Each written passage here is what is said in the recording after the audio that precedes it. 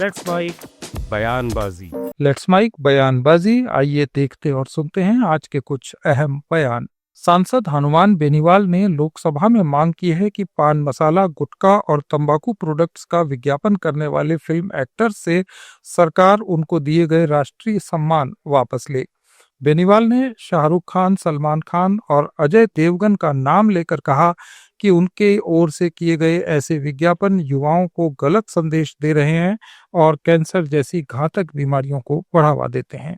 मैं उनका ध्यान इस ओर भी दिलाना चाहूंगा कि आज सरकार और सदन में पान मसालों के नुकसान पर तो चर्चा हो रही है, तो इन पान मसालों का जो प्रचार कर रहे हैं देश के अंदर, जिनको आपने राष्ट्रीय अवार्ड दिया, फिल्म अभिनेता शाहरुख खान, अजय देवगन, सलमान खान, कई लोग इनका प्रचार करते हैं।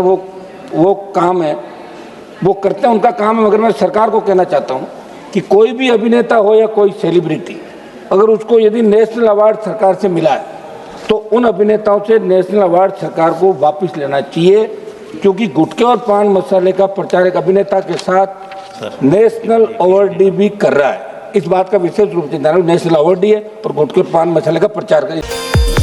केंद्रीय मंत्री जीतन राम मांझी ने पश्चिम बंगाल के बेलडांगा में निलंबित टीएमसी विधायक हुमायूं कबीर द्वारा बाबरी मस्जिद की नींव रखने के विवाद पर प्रतिक्रिया दी। उन्होंने कहा कि मंदिर या मस्जिद के निर्माण में कोई दोष नहीं है, लेकिन अगर किसी धार्मिक स्थल के नाम पर समाज में उन्माद फैलाने की कोशिश की जा रही है तो वो गलत है। मांझी ने कहा कि देश में धर्म के नाम पर नफरत नहीं बल्कि सद्भाव का माहौल होना चाहिए। उन्होंने सभी राजनीतिक और सामाजिक संगठनों से अपील की कि वे ऐसे मामलों को सांप्रदायिक टकराव का रूप देने से बचें और एकता का संदेश फैलाएं। में बाबरी मस्जिद का फाउंडेशन रखा गया है। देखिए, मंदिर मस्जिद बनने में कोई दोष नहीं है, बनना चाहिए, लेकिन बाबरी मस्जिद बना के धार्मिकता को उन्माद में ला करके अगर कर रहे हैं तो वो गलत है, ऐसा नहीं होना चाहिए। कोई धार्मिक भावना, उन्मादी भावना उठा करके अगर ऐसा करता है तो गलत है। ऐसे मस्जिद बने तो क्या दिक्कत है, बहुत मंदिर बन रहे हैं, बहुत मस्जिद बन रहे हैं, लेकिन एक हो जहाँ धार्मिकता के भू बास को पैदा करके मारते हैं, उससे यहाँ सांप्रदायिकता का जो भावना है, हम लोग सर्वधर्म सम्मान की बात करते हैं, उसमें आँच आएगी। इंडिगो फ्लाइट को लेकर दिल्ली में सीपीआई के महासचिव डी राजा ने बीजेपी और आरएसएस पर निशाना साधा। उन्होंने कहा कि भाजपा हर कीमत पर अपना पॉलिटिकल एजेंडा आगे बढ़ाना चाहती है और खुद को राष्ट्रवादी बताने की कोशिश कर रही है, जबकि वो दूसरों की राष्ट्रभक्ति पर सवाल खड़े करती है। डी राजा ने कहा कि ये याद रखना चाहिए कि आजादी की लड़ाई में आरएसएस की क्या भूमिका थी और क्या उन्होंने उसमें हिस्सा लिया था। उन्होंने आरोप लगाया कि भाजपा देश पर सांप्रदायिक विचारधारा थोपना चाहती है, जिससे लोकतंत्र और संविधान की मूल भावना को खतरा है। What would you like to say about it? Let us see how the discussion is going to be, because BJP, RSS combined is trying to use everything in order to promote their agenda, and they think they are the nationalists, others are not. But we know the history of our country. When India was under colonial rule, British, French and Portuguese colonial rule, what was the role played by RSS? Did they participate in the freedom movement of the country? Did they work for the independence of the country? No. In the post-independent India, after several years, somehow they came to power, and this is what some political analysts are saying, elected autocracy, and they want to impose a monolithic, illiberal, communal agenda on the people of our country. And the Vande Mataram is also, they try to use it to establish their presence and rewrite the history and redefine Indian nationhood. And we will participate in the debate. We will, our party will straight away answer to the BJP RSS combined and question their intention, motive. Let us see, let the debate take place, and how BJP is going to present its case, we will see. And secular democratic parties, they will raise the issues in the interests of the country and its future. Paschim Africa के देश Benin में सेना ने तख्ता पलट कर दिया है। राष्ट्रपति पैट्रिस तलों को सत्ता से हटा दिया गया है। लेफ्टिनेंट कर्नल पास्कल टिग्री ने खुद को मिलिट्री कमेटी फॉर रिफाउंडेशन का प्रमुख घोषित किया। सैनिकों ने नेशनल टेलीविजन BTV पर कब्जा कर लाइव प्रसारण में सरकार को हटाने की घोषणा की। सेना ने आरोप लगाया कि मौजूदा सरकार ने कई चीजों का दुरुपयोग किया है। इसके साथ ही संविधान निलंबित कर दिया गया है और देश की सीमाएं और एयर स्पेस बंद कर दिए गए हैं। Le comité militaire pour la refondation CMR, réuni ce jour, dimanche 7 décembre 2025, à Cotonou, a délibéré et décidé ce qui suit. Monsieur Patrice Talon est démis de ses fonctions de président de la République. Le lieutenant-colonel Tigri Pascal est nommé président du comité militaire pour la refondation pour comité de ce jour, fait à Cotonou le 7 décembre 2025.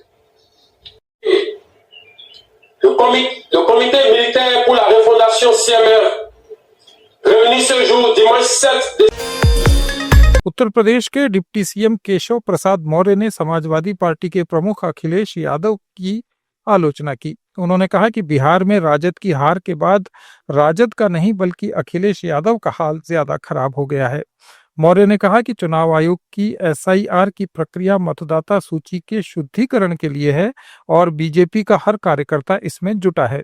उन्होंने Samajwadi party पर निशाना साधते हुए कहा कि जब अखिलेश यादव को अपना राजनीतिक भविष्य अंधकारमय दिखता है तब वे बेबुनियाद और गैर जिम्मेदाराना बयान देने लगते हैं।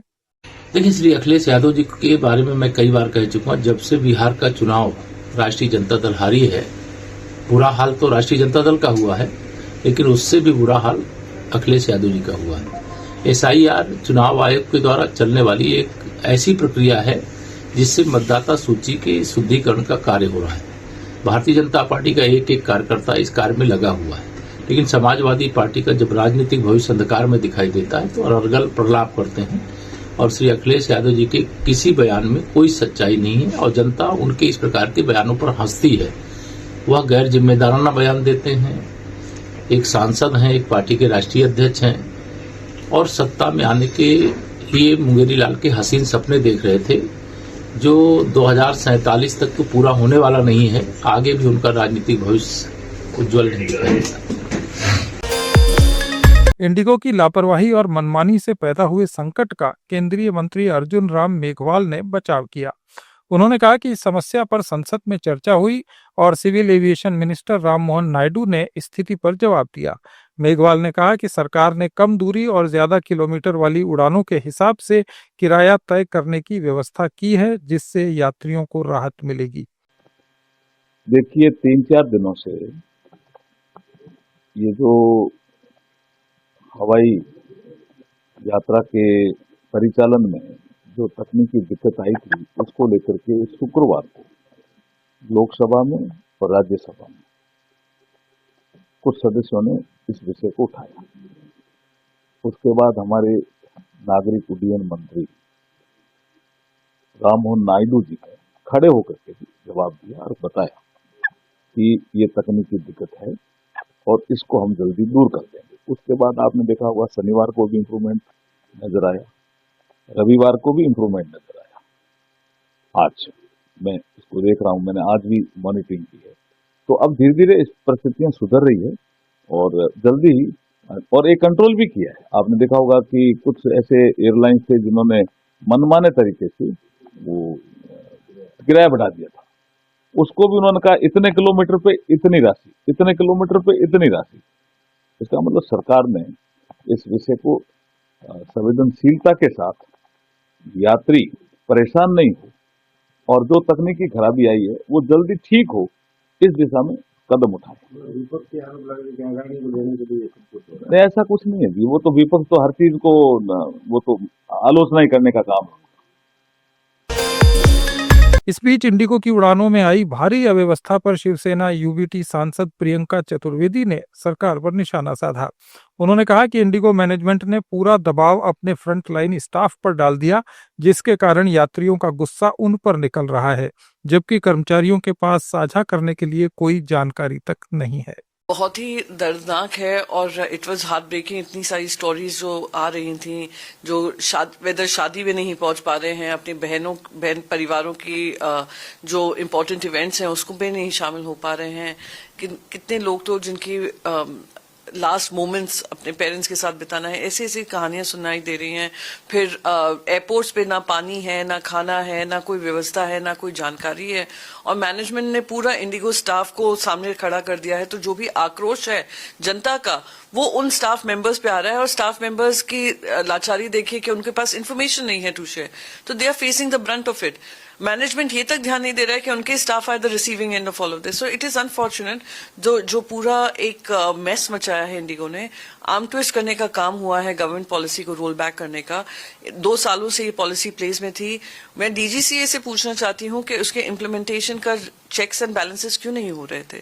क्यों बार इंडिगो को ये अलर्ट नहीं दिया जा रहा था या वार्निंग नहीं दी जा रही थी कि they have to follow the discipline that has been set out by the government? Today you have created monopolies and duopolies in the sky, जिसकी वजह से आज ये इन लोगों ने पूरा आपको भी आर्म ट्विस्ट किया ही है और जनता को इस तरीके से तकलीफ में छोड़ दिया है। गोवा के एक नाइट क्लब में लगी भीषण आग में 25 लोगों की मौत को मुख्यमंत्री प्रमोद सावंत ने राज्य के पर्यटन इतिहास की सबसे दुखद घटनाओं में से एक करार दिया। उन्होंने घोषणा की कि इस घटना की मजिस्ट्रेट जांच करवाई जाएगी और जिसकी भी लापरवाही सामने आएगी उसके खिलाफ सख्त कार्रवाई होगी। ये दुखद दिन है कि गोवा के टूरिज्म हिस्ट्री में पहली बार इस तरह के जो आरपोरा में लगे आग की दुर्घटना बहुत बड़ी दुर्घटना है। 25 लोगों की डेथ इसमें हो गई है। अप्रॉक्सीमेटली रात को 12 बजे इंसिडेंस हुआ। मैं खुद घटनास्थल पर रात को 1:30-2 बजे मैं पहुंचा। मैंने जाने के बाद मैंने वहां पे पूरी मेरे साथ में हमारे लोकल एमएलए माइकल लोबो वो भी थे, डीजीपी से लेके बाकी सभी पुलिस अधिकारी, फायर कलेक्टर्स, डेप्यूटी कलेक्टर्स, ये भी लोग वहां पे मौजूद थे। यानी with in half an hour में आग तो बुझाई, लेकिन जिस क्लब में ये आग की दुर्घटना हुई, जो लोग वहां पे थे, कुछ लोग बाहर आ सके लेकिन बाकी लोगों को बाहर आने के लिए नहीं मिला, और यानी सफोकेशन की वजह से यानी उस लोगों की मौत हो गई। अभी प्रिलिमिनरी पता चला है उससे 4 लोग वो टूरिस्ट हैं, बाकी लोग उस क्लब के यानी कर्मचारी थे। मैं उनकी जो मौत हो गई है उनके प्रति मैं दुख व्यक्त करता हूँ, उनके फैमिली के प्रति संवेदना व्यक्त करता हूँ, उनके आत्मा को शांति मिले और सरकार की तरफ से उनको आर्थिक मदद दी जाएगी। 6 लोग जो अस्पताल में हैं उनके लिए अच्छी से अच्छी ट्रीटमेंट गोवा मेडिकल कॉलेज में दी जा रही है। मैंने खुद होके गोवा मेडिकल कॉलेज के डीन उनसे बात की है और उनको अच्छी तरह से। ये थे आज के कुछ अहम बयान। अपडेट्स के लिए जुड़े रहिए लेट्स माइक के साथ। आप सुन रहे थे let's mic more than radio. Follow कीजिए हमें हमारे सोशल मीडिया प्लेटफॉर्म्स पर। It's time for news. It's time for More Than Radio. Presenting the first radio news app, Let's Mic. Let's Mic, a news-based app on your phone where you get to watch and listen news, talk shows, interviews, radio show podcasts. On Let's Mic, you get all relevant information of TV, print, radio, podcast, and digital. Let's Mic talks about every segment of life.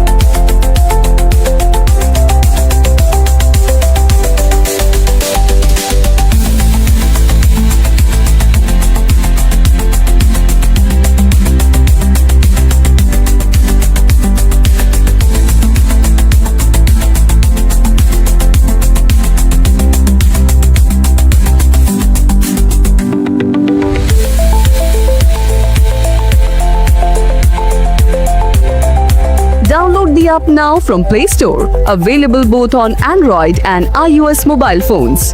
Follow us on YouTube, Instagram, Twitter, LinkedIn, Facebook, Telegram, WhatsApp, Snapchat. Let's talk, let's connect, and let's mic. It's time for news. It's time for More Than Radio. Presenting the first radio news app, Let's Mic. Let's Mike, a news-based app